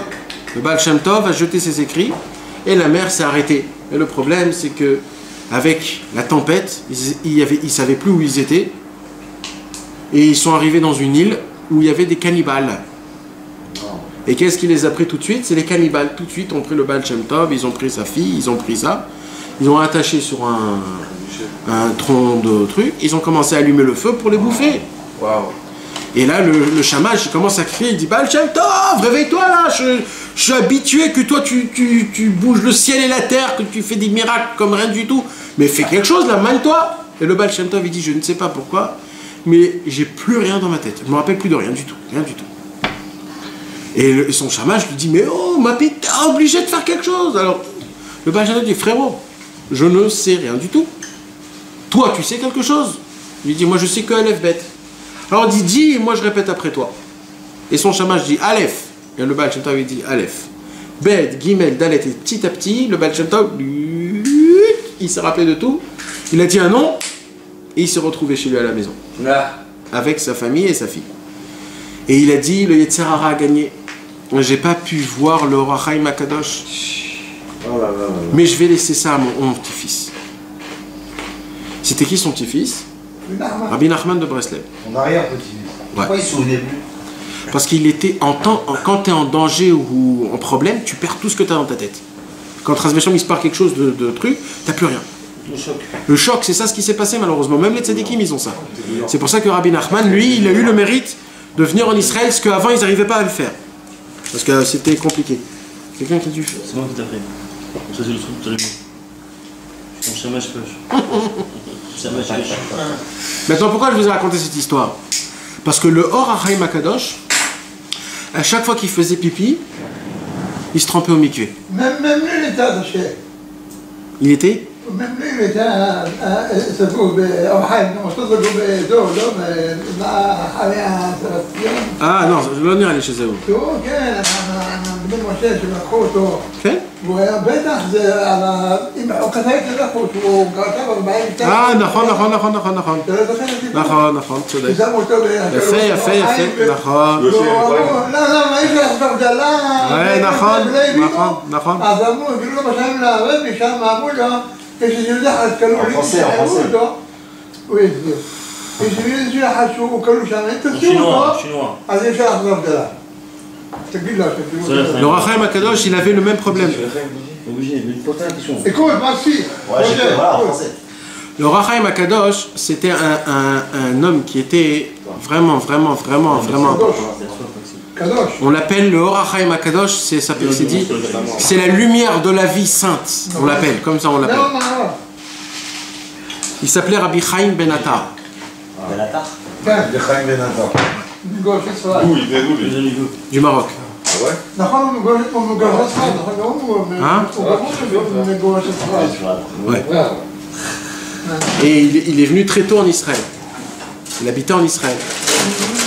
Maintenant, il habitait à côté du Kotel. Il est enterré à côté du Kotel, juste en face. Maintenant, le Or HaChaim Akadosh, quand il était au Maroc, le roi du Maroc lui a dit, il a vu que de tous les tailleurs, c'est lui le seul tailleur au monde qui peut lui faire la robe du marié de sa fille. Alors il lui a dit, j'ai besoin, je vais te payer ce que tu me demandes, mais j'ai une seule condition, c'est que cette robe, tu l'as fait dans mon palais. Et le Or HaChaim Akadosh, il ne voulait pas rester là-bas parce que c'est un endroit qui est impur. Lui, il a besoin de ses livres, il a besoin du mikvé, il a besoin des gens, etc. Et le Or HaChaim Akadosh, il a dit non. Et il l'a mis en prison. Et il n'a pas pu aussi passer le Washington, non? C'était dans ce même temps. Et il s'est passé des grandes choses, etc. Jusqu'à qu'il est sorti de prison et qu'il est rentré dans une maison et il était humble, donc il se disait pas que c'est lui le Or HaChaim Akadosh. Et les gens, ils venaient, ils lui posaient des questions, c'était des rabbanim. Et lui, il disait rien, il croyait que c'était un clochard. Et jusqu'à qu'ils l'ont mis encore une fois dans une autre prison et qu'il est resté là-bas tout Shabbat. Et Motzei Shabbat, le grand tzaddik, il voit que dans le ciel, le Guéhinom ne peut pas s'ouvrir. Parce que vous savez que le Guéhinom, pendant Shabbat, il est fermé. Et dès qu'il y a Motzei Shabbat, le Guéhinom, il s'ouvre. Et ce tzaddik-là qu'il a mis en prison, le Or HaChaim, qui ne savait pas que c'était le Or HaChaim, il voit que le ciel, il est en train de brûler. Et il dit, qu'est-ce qui se passe? Pourquoi le Guéhinom, il ne s'ouvre pas? Bon, on lui a dévoilé dans le ciel, c'est parce que le Or HaChaim Akadosh, tu l'as mis dans sa prison. et qu'il n'a pas fait encore sortir Shabbat, tant qu'il ne fait pas sortir Shabbat, ils n'ouvrent pas le Guéhinam en haut. Ça n'a rien à voir avec un Valkin Ben Kodef Ferrog. Non. Si, ça. Tant qu'il n'a pas dit ça, dans le ciel, le Guéhinam, il est fermé. Ah ouais, et il a dit, si c'est ça le grand sadique, alors vite, je vais lui demander pardon, il a fait sortir, il a demandé pardon. Donc vous comprenez, c'était qui le Or HaChaim HaKadosh? Après, il est parti en Israël. Le Or HaChaim HaKadosh, à chaque fois qu'il allait faire pipi, il se trempait au mikvé. Et pourquoi il se trempait au mikvé? Parce qu'il est dévoilé comme ça. Chaque pensée, pas bien, mauvaise, elle crée une goutte. Mais cette goutte, elle ne sort pas. Mais petit à petit, elle descend, elle descend, elle descend. Et où ça sort? Ça sort dans le pipi. C'est vrai que c'est écrit même dans les halachot. Dans le... Comment ça s'appelle? On dirait rien. Shulchan Aruch. J'ai marqué les lois du pipi. On ne doit pas secouer, etc. Une façon de... On n'a pas le droit de toucher. Tu n'as pas le droit de toucher quand tu vas faire pipi. De peur que tu te frottes ou... Il y a un argument. C'est pour ça que ça peut créer des roulements.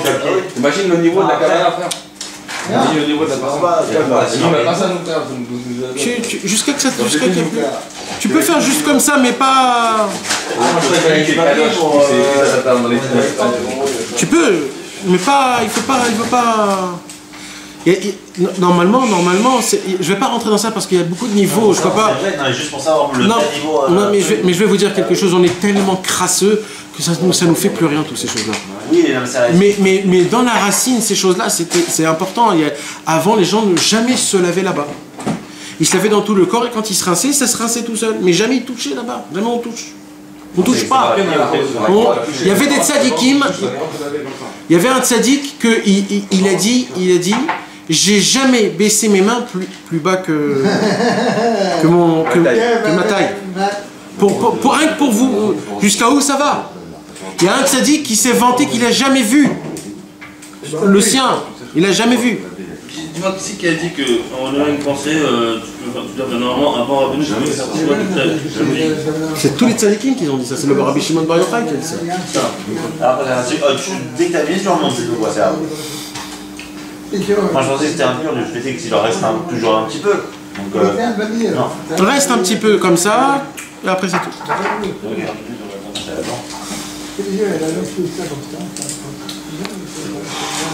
Donc imaginez-vous jusqu'à où ça va. C'est pour ça que même la pensée l'endommage quelque chose, que ça sort quelque part. C'est-à-dire quand un homme il va...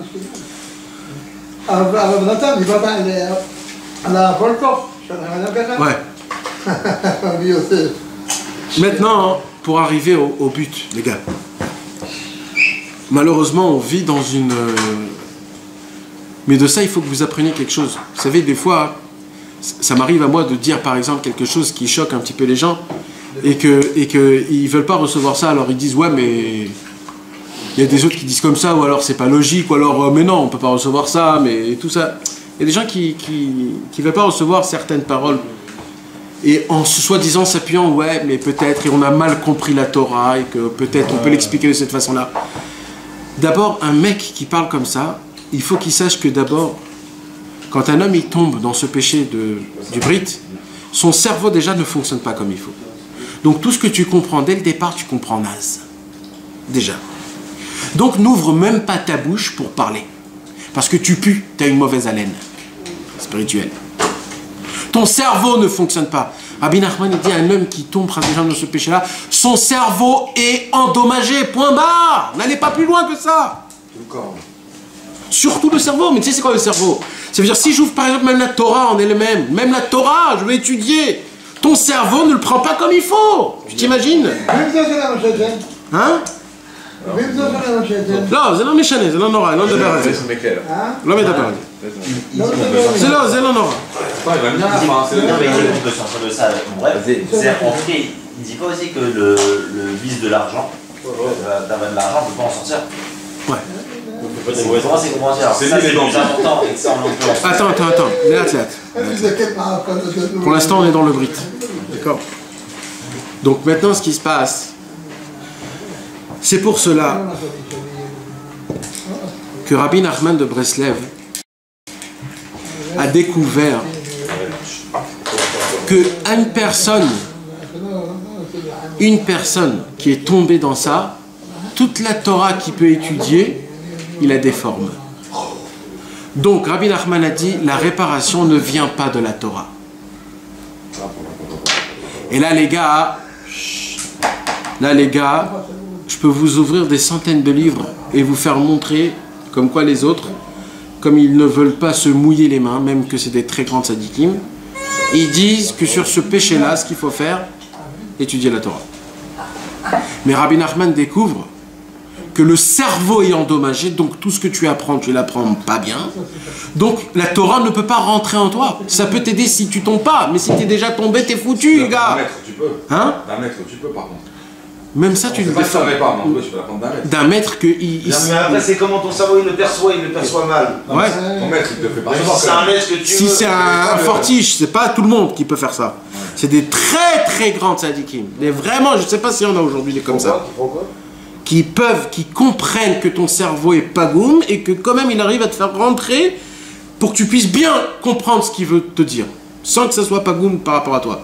Des tzadikim comme ça, je ne sais pas s'il y en a aujourd'hui dans le monde. Alors Rabbi Nachman a découvert que si la Torah ne peut pas t'aider, il y a quoi qui peut t'aider? La tfila. C'est quoi la tfila? De prier à Hachem de ton cœur. Là, c'est pas quelque chose que tu reçois, c'est quelque chose que tu sors. La Torah, c'est d'en haut à en bas, c'est Dieu qui te parle, et la prière, c'est la réponse.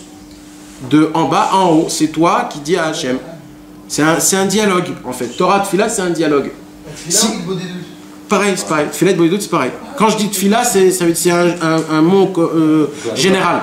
Prier. Mais c'est surtout prier, Bodedut, t'as raison. Je parle pas de Shacharit Mincha Arvit. Je parle surtout d'un homme qui crée sa conversation avec Dieu du fond de son cœur, qui parle vraiment ce qu'il a dans son cœur. Mais le problème, c'est que nous, comme on est endommagé dans notre tête, c'est que même les paroles qu'on va sortir, ils ont un problème. Donc même ça, tu peux pas. Alors Rabbi Nachman a dit, il faut que je cherche quelqu'un qui a été pur 100%, que lui il a fait Hitbo des doutes, et qu'on répète son Hitbo des doutes. C'est qui a fait ça? David Ameler. Les psaumes. C'est quoi les psaumes?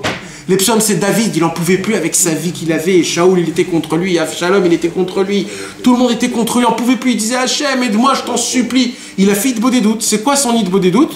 C'est les psaumes. Maintenant, Rabbi Nachman, il a dit, si je vous dis de lire tous les psaumes, vous allez péter un câble.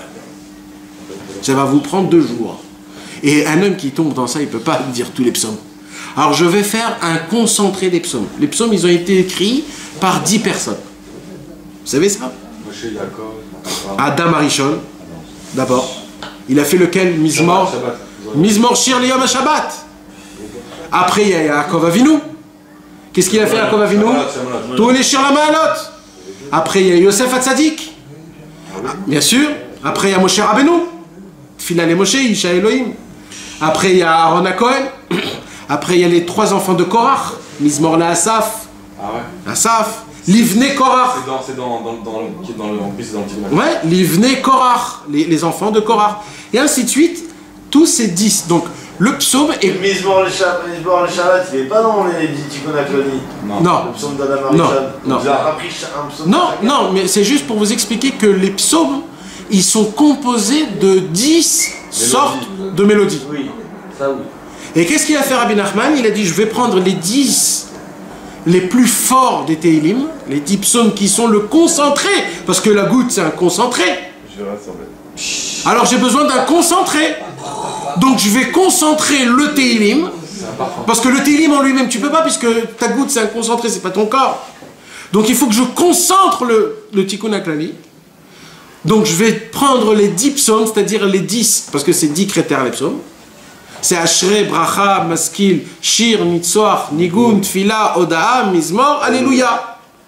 Donc je vais prendre ces 10 paroles de louange que David Ameler a loué, et de ça je vais créer un concentré du Tikkun HaKlali, que quand tu lis ce Tikkun HaKlali, c'est comme si que David Ameler, il disait son Hitbo des doutes, et ça c'est la réparation pour le gamme du Brit. Vous comprenez les gars, jusqu'à où on est parti? Et c'est que ça qui peut réparer, rien d'autre. Et de là, on apprend c'est quoi la grandeur. Et je vais vous dire quelque chose. Il a dit Rabbi Nachman comme ça. Avant moi, il y avait des très grands tzadikim qui savaient ça. Ils ont commencé déjà à le faire. Par exemple, le shla. Vous avez entendu parler du shla à Kadosh? Le shla à Kadosh, lui, il savait qu'il y en a 10. Mais il ne savait pas lesquels. Ouais. Alors il écrit dans son livre, il écrit. Ouais. Il y a 10 psaumes et c'est peut-être cela. Il y a, par exemple, Rabbi Chaim Pinto. Rabbi Chaim Pinto, il savait qu'il y en avait 10, mais il n'en connaissait que un des 10, par exemple. Il connaissait le psaume Tfila le Moshe. Rabbi Shimon Bar Yochai aussi. Rabbi Shimon Bar Yochai, non, Rabbi Shimon Bar Yochai, il a dit il n'y a pas de réparation à ça. Ah bon? Dans Parashat Vayechi, dans le Zohar, il a dit un homme qui est tombé dans ça, il n'y a pas de réparation à ça. Et Rabbi Nachman, il a dit personne au monde comprend ce qu'il a dit, il n'y a que moi qui a compris ce qu'il a dit. Ça veut dire que. Il a dit pour lui, non, ouais, je ne sais pas. Maintenant, il y avait plein de tzadikim comme ça qu'ils ont dévoilé. Un, il a dit un psaume, mais à chaque fois que ça s'est passé, ce tzadik mourait. Et Rabbi Nachman, ça lui a pris 4 ans. 4 ans pour découvrir c'est quoi les 10 et de ne pas mourir après, bien qu'il est mort après 2 ans. Dès qu'il a dévoilé le Tikkun HaKlali, il est mort. Mais il a dit ça vaut la peine pour sauver 1 milliard de gens que je vois dans le futur qui vont être complètement entoufés par ce péché-là. C'est pour cela, mes amis, si Chas Veshalom vous tombez, au moins de dire le Tikkun HaKlali après, même si vous savez que vous allez retomber avec la même meuf, de le dire, qu'est-ce que vous vous enfantez? Faites pas ce calcul, faites le calcul juste qu'au moins ce péché, je vais l'enlever. Il a moins de force. Il a moins de force. Vous comprenez? Je ne viens pas vous dire que jetez votre copine ou alors parce que ça, je ne peux pas vous dire. C'est chacun, il fait ce qu'il veut. Moi, je suis pas... Chacun, il fait ce qu'il veut. Mais au moins, un petit conseil, c'est que si Rabbi Nachman a donné sa vie, pour dévoiler 10 psaumes qui sont tellement énormes, c'est le concentré de tout. C'est le lit des doutes de David Ameller. C'est la façon de comment il appelle. Et lui, c'était un homme qui était pur comme jamais on l'a vu. Au moins de lire ça. Maintenant, Rabbi Nachman, il dit, et puisque tout dépend du brit, tout dépend de ça, il a dit que cette réparation que je vous ai donnée, le Tikkun HaKlali, ça répare pas que le brit. Il dit Rabbi Nachman, ça va rentrer dans les endroits les plus noirs dans ta vie. Et même ça, ça va les réparer. Toutes les choses, les orgueils, les problèmes, tout, en lisant le Tikkun HaKlali. C'est pour cela, mes amis, ça prend 5 minutes, 10 minutes. Le Tikkun HaKlali, tous les jours. En phonétique, tu veux dire? Ou en français? Non. Ouais, mais j'ai entendu 80% ouais, mais 20% en hébreu. Nathan, si on comprend pas, c'est pas ça va venir la langue simple. Avec la chaîne, parce que quand on parle en hébreu, parfois on tu peux le lire en français, le lire en hébreu,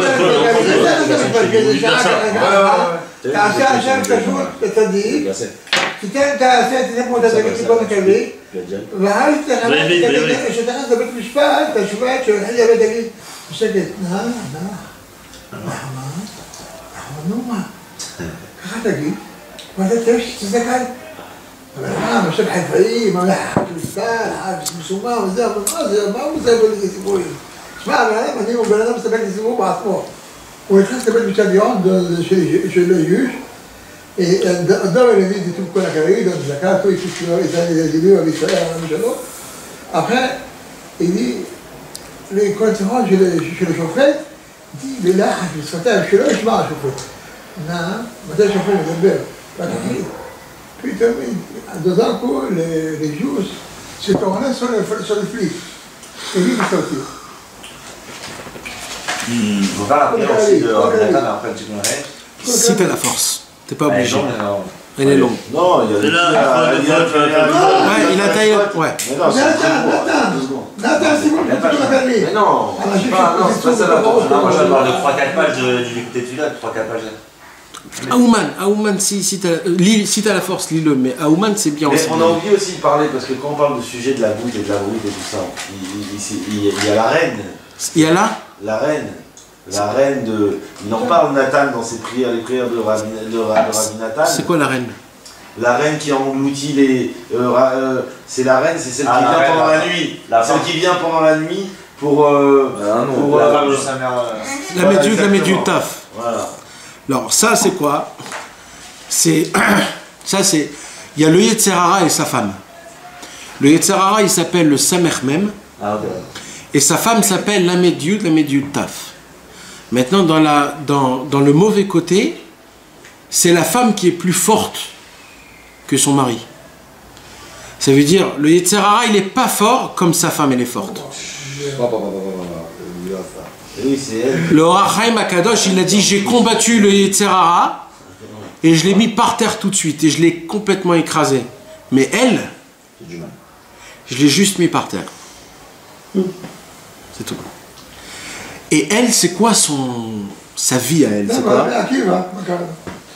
Sa vie à elle, c'est toutes les mauvaises pensées et toutes les gouttes.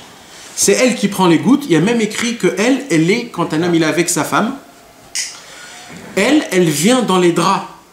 Et elle attend quelque chose qu'elle peut prendre tout de suite. C'est pour ça que c'est important de mettre de la tzedaka ou de se laver les mains avant d'être avec sa femme. Quand tu te laves la main ou tu mets de la tzedaka, elle a plus de force. Il y a même un truc qu'il faut dire, mais on n'a pas le minac de le dire, mais il y a des gens qui le disent quand même. Il y a un truc qu'il faut dire avant d'être avec sa femme, que quand tu dis ça, elle n'a pas de force. Mais on ne dit pas qu'il faut le dire. Parce que quand tu dis ça, tu rentres en combat avec elle. Je sais, il y a un truc à dire. Avant de s'endormir. Non, pas ça, c'est pas ça. Ça dire ou pas dire? Non, il faut pas dire, parce que... C'est à propos de quoi? Hein? À propos de quoi? On apprend des anges.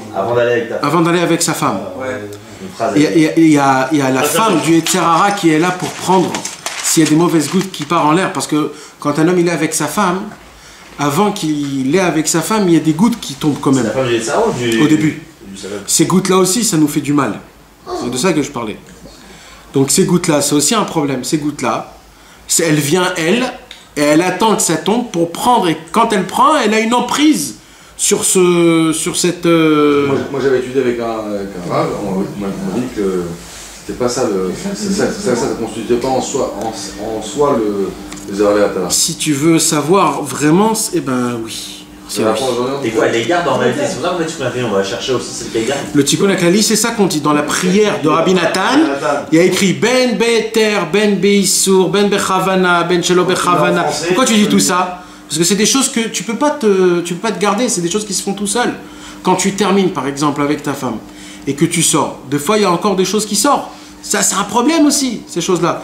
Donc ces choses-là, sur ça il faut faire tchouva, il faut demander pardon à Hachem, même que c'est fait sans faire exprès. Le Tikkun HaKlali vient, il t'efface tout ça. Il t'efface tout. Tout, il n'y a plus rien. Quand tu fais tchouva. Vous comprenez pourquoi, combien c'est important le Tikkun HaKlali, combien c'est important? C'est pour cela que maintenant on va revenir sur la chose la plus importante quand un homme il veut essayer de faire tchouva. C'est de ça que je parle. Des fois on n'a même pas envie et on se tente nous-mêmes. On se tente nous-mêmes. C'est-à-dire on peut mettre un film ou même lire un livre ou alors appeler un ami, sortir, je sais pas, quelque chose tu peux. Mais pour rien, c'est pour rien, tu te tentes toi-même, tu rentres dans un désir, dans un plaisir, et vas-y, tu pars en sucette complètement. Et pour rien. Et ça, tu pouvais pas le faire, t'étais pas tenté. Alors pourquoi tu t'es mis toi-même dans ça? Pourquoi? Quand t'es tenté, ok, bon, c'est bon, t'es tenté, qu'est-ce que tu veux que je fasse? Mais quand t'es pas tenté, pourquoi toi-même tu vas te faire du mal? C'est quand un mec, par exemple, il a rien à foutre, il se dit, bon, allez, je vais aller en boîte. Quand tu vas en boîte, tu vas te faire déchirer par le Yetzirah, il va te déchirer ta tête.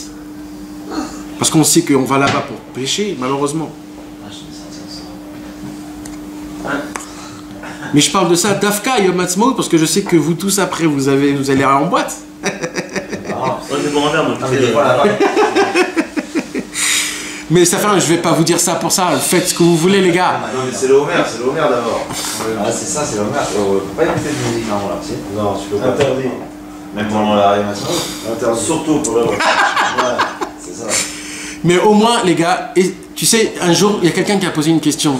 Je sais pas si je peux le dire ça comme ça devant la caméra, mais... Il y a des gens, Chas Veshalom, qui sont...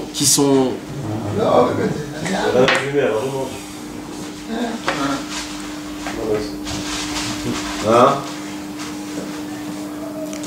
Est-ce que vous savez c'est quoi une tfila bekoar? Tfila bekoar, vous savez ce que c'est une tfila bekoar? Une prière avec force. Tu peux me dire qu'est-ce que ça veut dire une prière avec force? Avec Ça avec de la force, hein? Quand tu pleures? La force. Ça a la force de persuasion d'y croire. Une prière avec une force, c'est de dire les paroles avec toutes tes forces. Vraiment. Toutes tes forces. Chaque parole, tu le dis avec toutes tes forces. Il dit Rabbi Nachman, celui qui fait ça, il enlève toute la chaleur de son corps. Quand tu es chaud pour faire quelque chose de pas bien, et que tu mets toutes tes forces dans la prière, toute cette chaleur, elle va dans ces paroles-là, tu verras qu'après cette prière-là, tu es plus chaud. Un homme qui sent qu'il est... Il dit Shema Israël Hashem Elokeinu Hashem Echad, et il dit toutes ses forces. Rabbi Nachman, il dit que ce passouk en lui-même peut enlever tout ce que tu as envie. Et ça, on peut le dire n'importe quoi. Ouais. Avec l'amour sur la main. Avec... Sans rien. Dis-le comme ça. Non, fais-le comme tu as envie, comme tu le sens. Ferme tes yeux et dis-le Shema Israël de toutes tes forces. On n'est pas obligé. J'avais entendu, moi, maintenant, tu sais, on entend plein de choses, que s'il fallait le faire 2 fois par jour maximum. Ouais. Non, minimum. Minimum. Quand tu te réveilles et quand tu vas aller dormir. Ouais. Non, mais il y a Arvit aussi. On dit à Moussa. Il y a Arvit et il y a le schéma avant de dormir. Non, oui, non. 4 fois. Il y a plus que 4 fois. Il y a le matin, l'Ektoret, le chemin d'Ektoret, et le chemin de Shema. Après, il y a Arvit, quand tu fais Shema Israël, et il y a le Shema Israël de quand tu vas aller t'endormir. Tu vas aller aussi, tu peux faire Arvit avant le... Nahon. Donc le minimum, c'est 2 fois. Mais c'est quand tu te réveilles, parce qu'il y en a, c'est pas quand tu te réveilles, mais au début de la tefila, juste les 2 phrases. Il y a la même force que quand tu lis tout entier. Il est très important. Parce que c'est juste 2 phrases en défense à tefila. Là, j'ai une parenthèse que tu répètes là. C'est beau le schéma Israël avant le Zman, et l'anti-Zman dans vos cœurs. Ouais. Monsieur, vous savez ce qu'il y a écrit, les gars? Il y a écrit que celui qui veut enlever. Il y a écrit que celui qui veut enlever ces bébés-là qu'on a, les enlever, c'est en faisant le shema sur le lit avant de dormir. Kriyat Shema Shalamita. Il dit le Zohar qu'il y a une possibilité que si tu le fais avec une grande concentration, de tuer avec un seul Kriyat Shema Shalamita 1125 bébés. D'accord. On n'a pas 1125. Oui. Non mais c'est quand même beaucoup. Mais il faut le faire habiller. Hein. Mais il faut le faire habiller. On va dire pas torse nu, on va dire. Pas torse nu, déjà. Et c'est spécial, il faut le classique. Non, parce qu'on dit des choses importantes quand même dans le schéma. Et il faut pas dire aussi avant le et après, une fois que tu as fait la bracha à la pile, tu peux plus parler. Ouais, mais moi je dis pas à ma pile, je dis pas le nom d'Hachem. Ah, par contre, on ne fait pas la bracha entre les deux. Il y a le nom d'Hachem aussi plusieurs fois, faut le dire ou pas? Non, mais à la fin aussi, tu dis pas. Le début. Je le dis pas dans les brachot, mais je le dis. Voilà, ça tu peux. Au milieu, je peux le dire. Ouais. Mais pourquoi on dit pas le nom de Dieu? Pour pouvoir parler après. Oui, mais il y a un moment à la fin, quand tu ne peux plus parler, il faut le dire. Non, tu dis Baou Ramapil, au lieu de dire le nom d'Hachem Baou Rata, tu dis Baou Ramapil. Oui, mais après, Baou Rameir. Mais après, une fois que tu vas dormir et que tu ne veux plus parler, tu dois le dire, je pense. Non. Non, tu vas pas le dire. Le Rav Ovadia, il a dit que comme nous, on ne sait pas quand on va dormir. Tu vas avec ta femme après et tout ça. Voilà. Non, ça, il faut le faire après, ça. D'abord, tu es avec ta femme et après, tu fais Kriyat Shema Shalamita. Comme ça, avec l'ange Narouk. Il y a un livre là qui s'appelle le Tikkun HaKlali. Tout le monde sait c'est quoi ce livre. Ok. Mais ce qu'il y a de spécial dans ce livre, c'est quelque chose que jusqu'aujourd'hui il n'existe pas et c'est la première fois au monde qu'il apparaît dans ce livre. Il y a quelque chose de spécial dans ce livre. Ouais. Que c'est la première fois au monde. Attends 2 secondes, avant. D'abord. C'est le trailer avant le film.